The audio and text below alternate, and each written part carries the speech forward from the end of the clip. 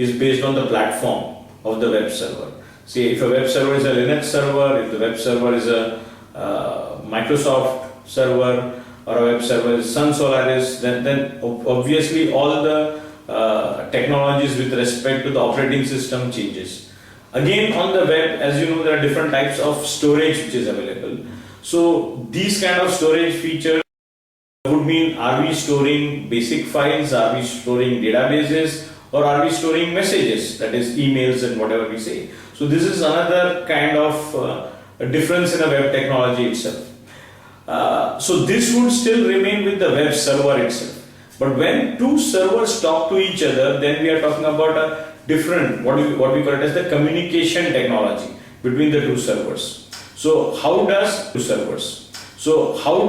a server which is in Microsoft domain talk to a server in the Linux domain?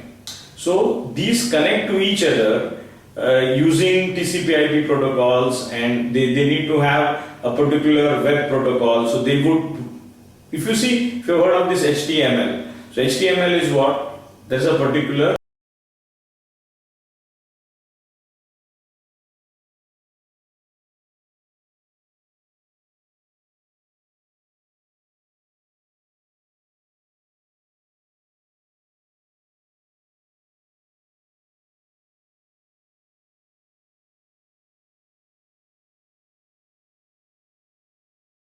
another kind of a technology within web technology.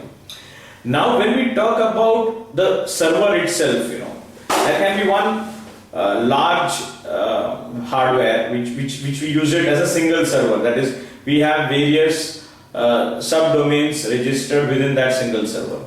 Now there is something called a virtual machine technology, which is used as a part as a web technology, where I can have multiple servers. Now, is it specifically to the web? No. It can be used anywhere else also. So there is something called a VMware on the web.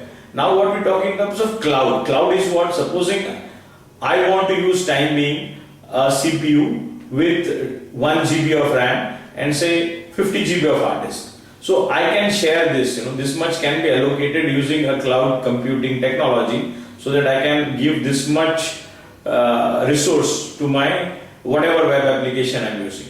So these are what I will call it as the server technologies, then the application technologies. So this is where I could probably summarize them as different and how they work with each other.